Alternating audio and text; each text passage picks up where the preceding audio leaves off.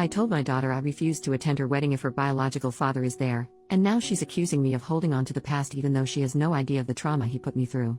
For some context, about 24 years ago, I was SA'd by a close friend of mine and got pregnant by the encounter. I was inconsolable for months after the event. To make matters worse, I found out I was pregnant at about 20 weeks, and where I lived at the time, it was illegal to get an abortion after the first trimester. My husband had really been my rock and my support during that time, and I do not know how I would have ended up if not for him. He said that I could put it up for adoption or I could keep the child and he would raise it like our other children. I decided to not give it up for adoption, but raising the kid was hard. I'm half Polish and half German, and he is half German and half Russian. We both have pale skin, light hair and blue eyes, as well as being fairly tall. I'm around 5 feet 10 inches and he is about 6 feet 3 inches.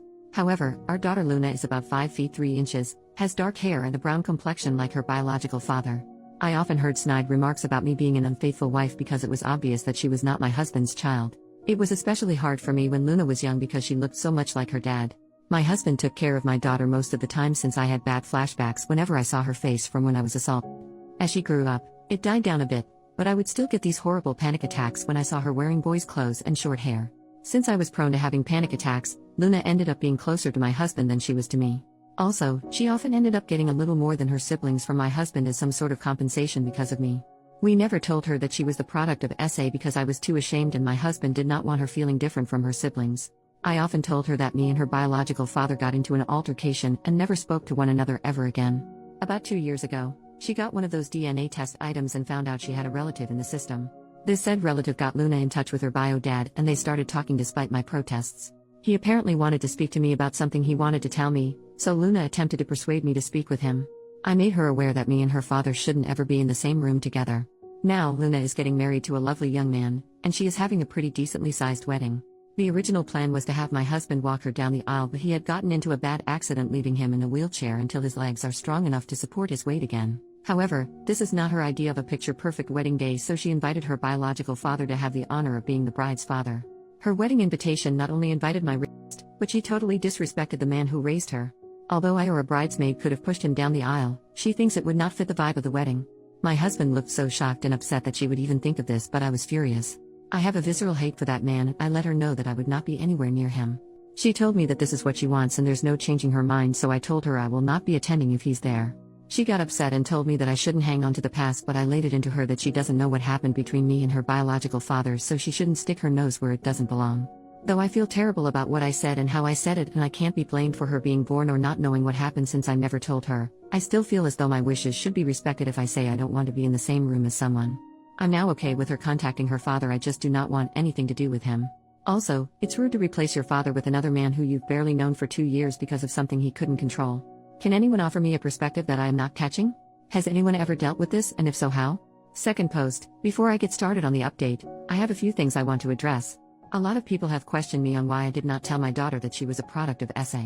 The only answer is that I was ashamed of myself. For some context, before I got married to my husband, I actually was very close friends with my attacker. We grew up together in a small community and our families were close. Our parents even wanted us to be together. He was always interested in me, but I didn't give him a chance until university. I broke it off with him and started dating my husband, but I never cut him off because we were very close. He invited me over to drink. This was normal for us, and when I started getting a bit tipsy, the unthinkable happened. I was very traumatized by the situation and tried to get him jailed, but I couldn't. He had a very good reputation, so everyone believed him, even my own mother, when he said I willingly came over and did it with him. I eventually stopped pursuing because of the social pressure, which only got worse when I found out I was pregnant. I eventually left that place with my husband and the kids to live somewhere else. After I gave birth, my husband suggested therapy, but I was scared of being judged again, so I decided to bury it and try to forget about it. I just realized now that it was the worst way to go about this, but it's the only way I knew how to, honestly. On to the update. After reading all the advice I'd gotten, I decided that I should stop running away and tell her everything. I called her to come over and she did. I first apologized for yelling at her for her suggestion because in her mind, it was an innocent suggestion. I told her that I wasn't angry at her, but how fast she was willing to replace her father because he was in a wheelchair, and that anger was compounded because she brought up her genetic father. I apologized again for acting childish and not like an adult. She asked me why I am so against her genetic father being in the same vicinity as I am, and I just told her everything from our initial friendship to her forced conception. She didn't believe me, like some Redditors predicted, but I can get a copy of the records of the court case and offer them to her if she needed a look. She looked stunned, like she wanted to believe me but couldn't. I apologize for keeping all this from her because I didn't know how to bring it up. She told me she didn't believe me and would confirm with her genetic father, so I told her to take the time she needed to process all this. Later that day, she came again, crying and apologizing for not believing me. I held her and cried and apologized too.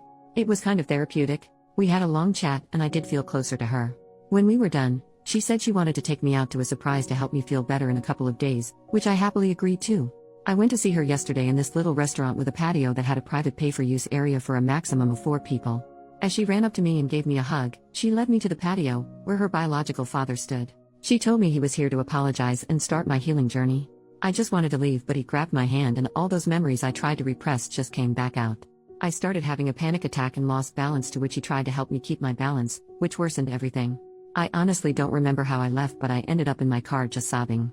I called my elder son to pick me up because I was not fit to drive at that moment.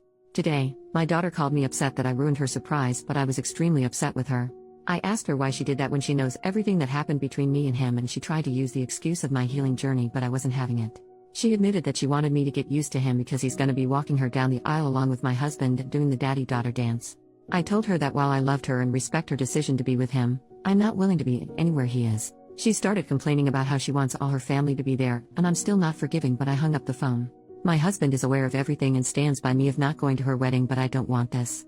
If my other children were to know, they would stand by me and tell the rest of their extended family, which is going to lead to my daughter getting disowned by the family. There is no need to give me advice on this because I will be seeking professional aid.